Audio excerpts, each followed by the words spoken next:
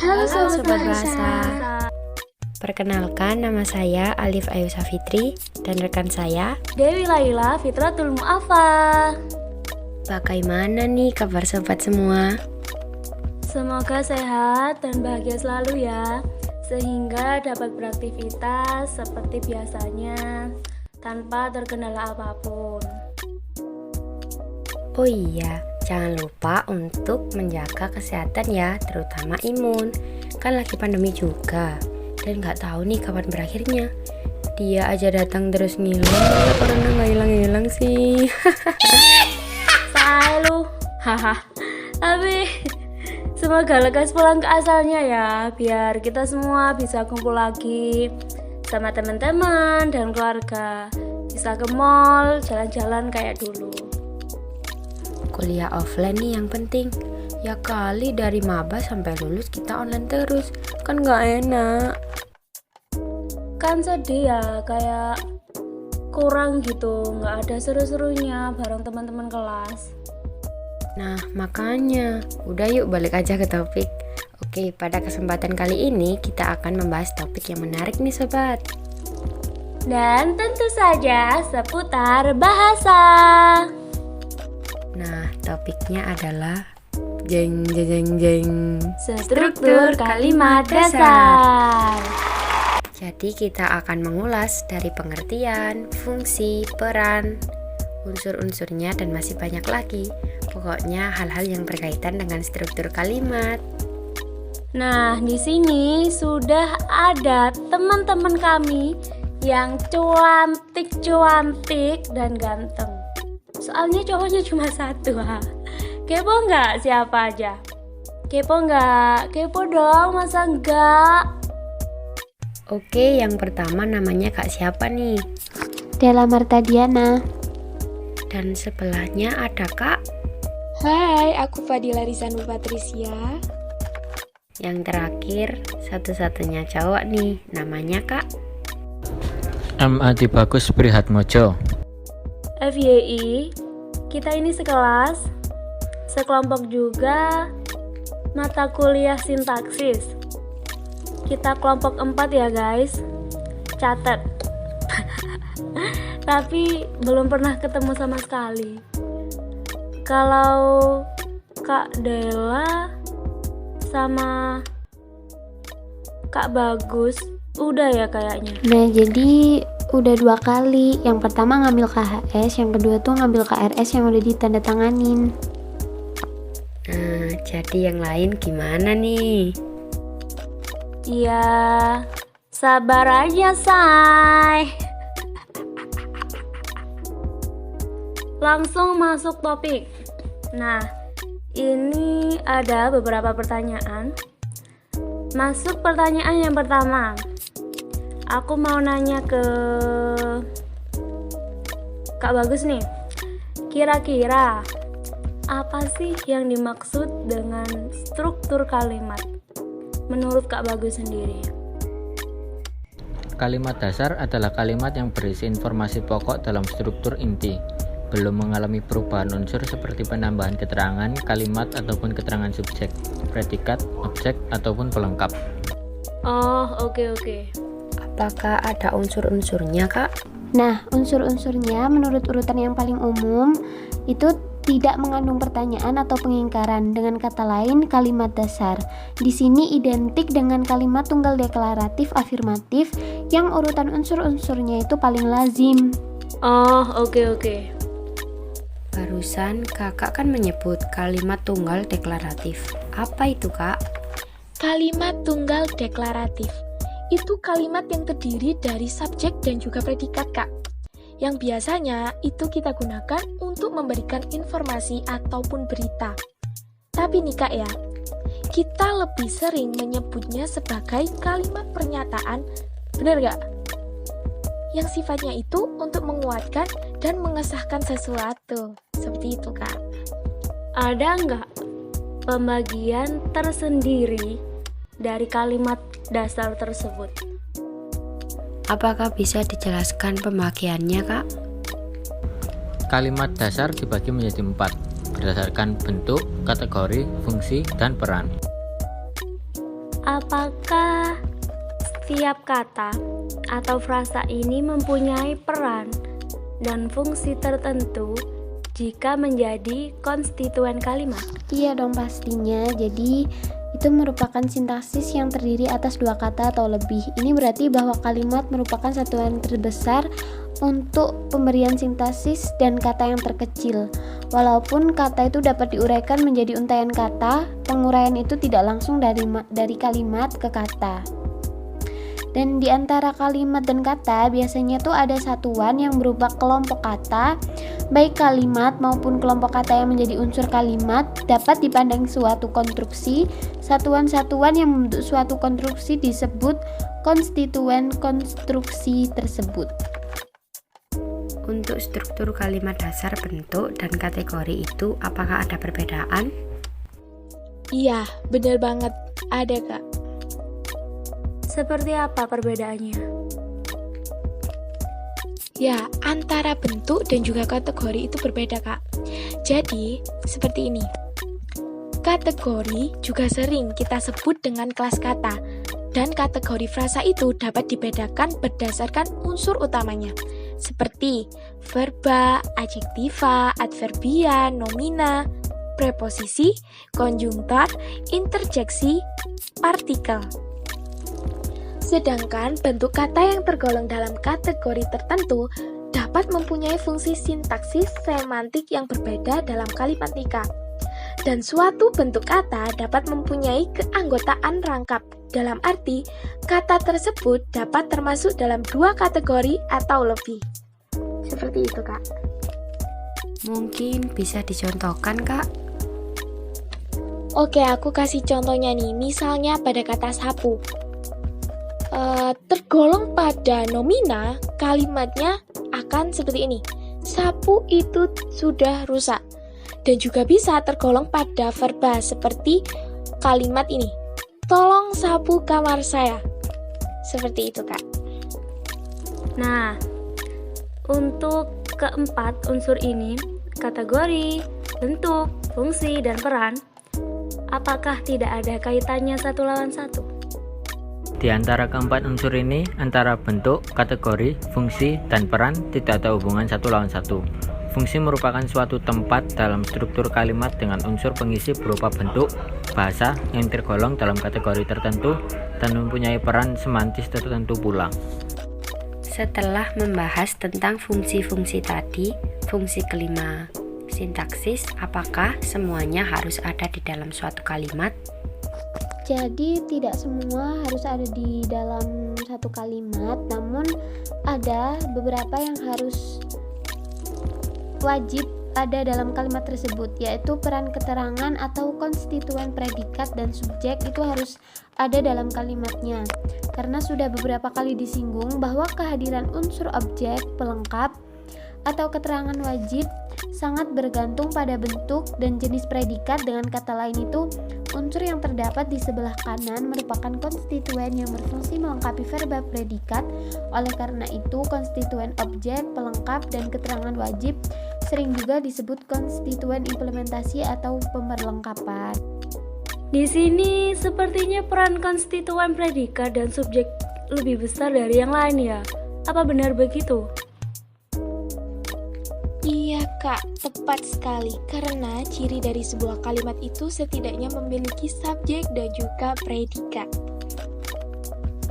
Nah, salah satunya dampak dari konstituen ini itu seperti apa ya? Nah, dengan adanya konstituen predikat dan subjek, itu dapat menggantikan konstituen yang lain, seperti objek, pelengkap, dan keterangan. Jadi nih, misalnya kalimat itu hanya terdiri atas subjek, predikat, pelengkap, dan keterangan, terus keterangannya saya hilangin. Itu tidak masalah, Kak. Atau maknanya nih tidak akan berubah. Bisa dicontohkan mungkin? Oh, jadi agar kita sama-sama tahu dan paham betul, begitu ya? Oke, saya kasih contoh. Ada kalimat kayak gini. Dia tidur di kamar depan. Dia sebagai subjek, tidur sebagai predikat, di kamar depan sebagai keterangan. Kalau di kamar depan ini saya hilangin, maka tidak ada yang menjanggal kan maknanya? Gimana? Udah paham belum? Aduh, kok diem semua nih? Oke, biar lebih jelasnya saya tambahin deh satu lagi. Mereka sedang belajar bahasa Indonesia sekarang. Mereka sebagai subjek sedang belajar sebagai predikat, bahasa Indonesia sebagai pelengkap, sekarang sebagai keterangan. Nah, kalaupun nih pelengkap dan juga keterangannya ini dihilangin, tidak ada kejanggalan dalam kalimat bukan? Dan kalimat tetap memiliki makna yang dapat kita pahami tanpa diketahui konteks situasi pemakaiannya. Oke? Jadi, keterangan dan juga pelengkap atau bahasa Indonesia dalam kalimat ini dan juga sekarang di sini itu sebagai informasi tambahan saja. Seperti itu, Kak. Untuk posisi subjek nih, apakah subjek selalu menempati urutan pertama dalam kalimat? Misalnya nih ya, kalau digeser gak bisa gitu Kak. Misalnya, digeser dengan kehadiran doi. Jana ya. Serius. Mengapa bisa demikian? Subjek selalu berada di urutan pertama karena bagian dari kalimat yang menunjukkan pelaku yang bisa berupa orang, tempat, dan juga benda. Dan untuk posisi lain seperti predikat, objek, dan keterangan, apakah selalu berurutan, Kak? Jadi untuk posisinya itu tidak harus berurutan ya teman-teman. Alasannya itu kenapa ya Kak? Untuk jenis keterangan sendiri itu apa saja ya Kak? Oke, keterangan sendiri itu memiliki banyak sekali jenis. Yang kita tahu itu biasanya cuma keterangan waktu, tempat, suasana.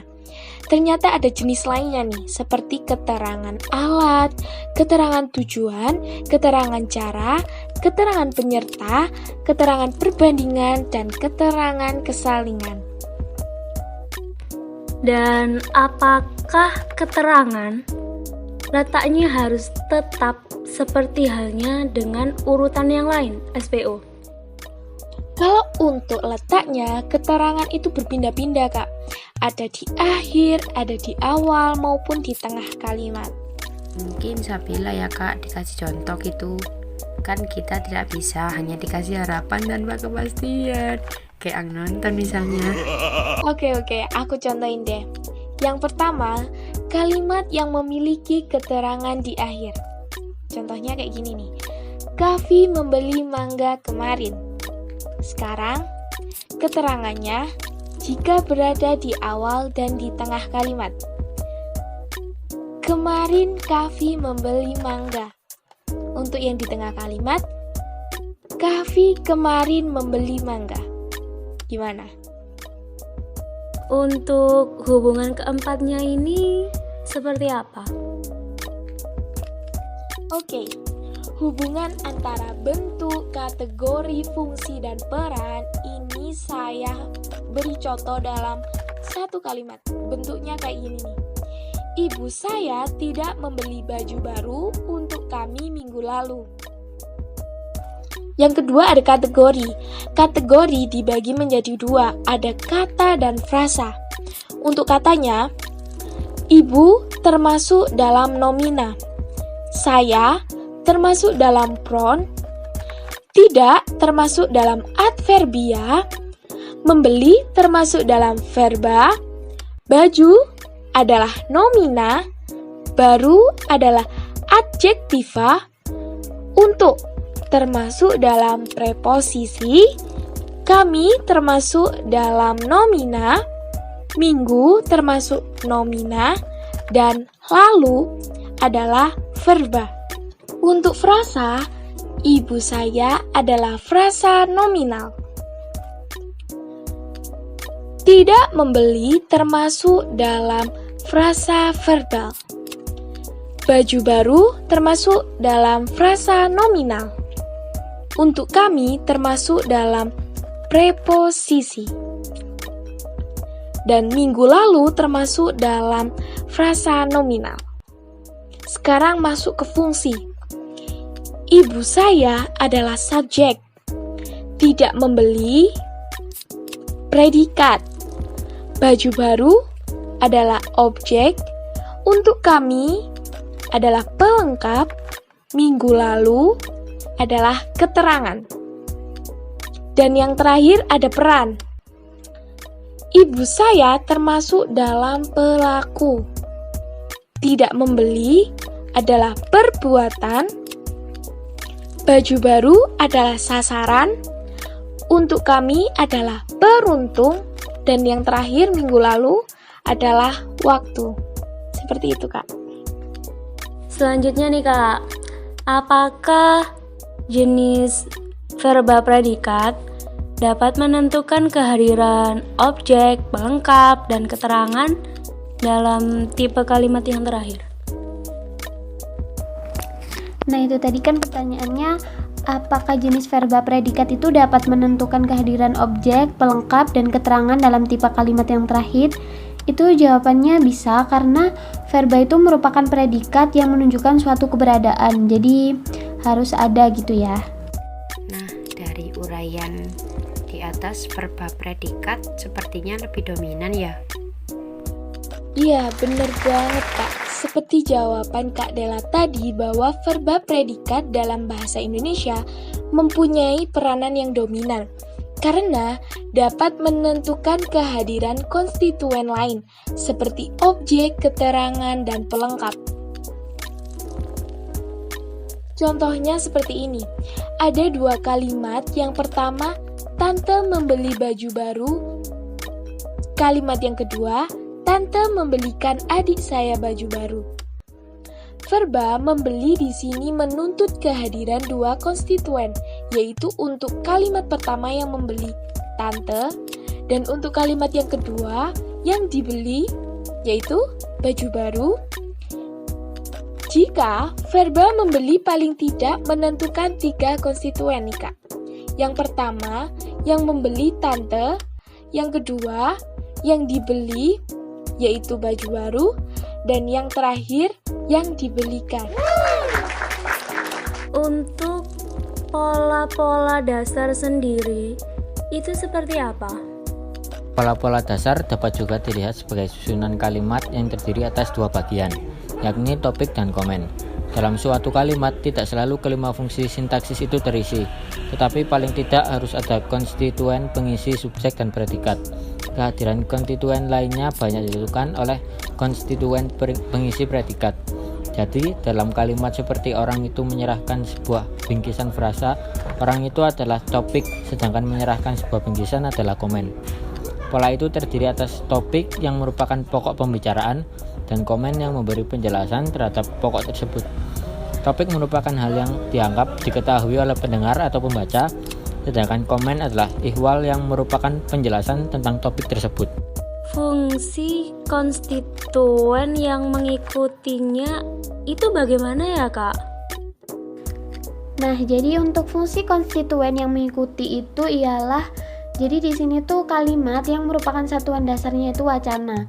Nah, arti wacana di sini itu kan hanya akan terbentuk jika ada dua kalimat atau lebih yang letaknya berurutan dan berdasarkan oleh kaidah kewacanaan. Dan dengan demikian, setiap tuturan berupa kata atau untaian kata yang memiliki ciri-ciri yang disebutkan tadi di atas itu pada suatu wacana atau teks itu berstatus kalimat. Apakah dalam kalimat terdapat hubungan kepemilikan antar unsur? Iya, bener banget. Ada, Kak. Jadi, dalam kalimat topik komen terdapat hubungan pemilikan antara unsur topik dipisahkan dari komen. Contohnya? Untuk contohnya itu kayak gini nih.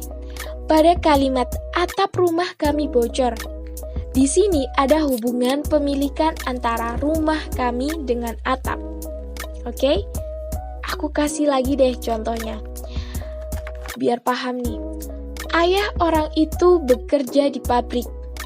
Nah, Pada kalimat ini ada hubungan pemilikan antara orang itu dengan ayah. Seperti itu, Kak. Selanjutnya, salah. Maaf. Setelahnya, hubungan pemilikan dalam pola topik komen dapat dinyatakan berupa apa? Hubungan pemilikan dalam pola topik komen dinyatakan dengan pronomina-nya. Pronomina-nya juga dipakai meskipun topiknya jamak. Satu pertanyaan terakhir nih Kak, buat siapa ya? Buat Kak Dela aja deh. Apakah ada perbedaan pola topik komen dalam ujaran dan tulisan? Kalau misalnya ada, seperti apa perbedaannya Kak?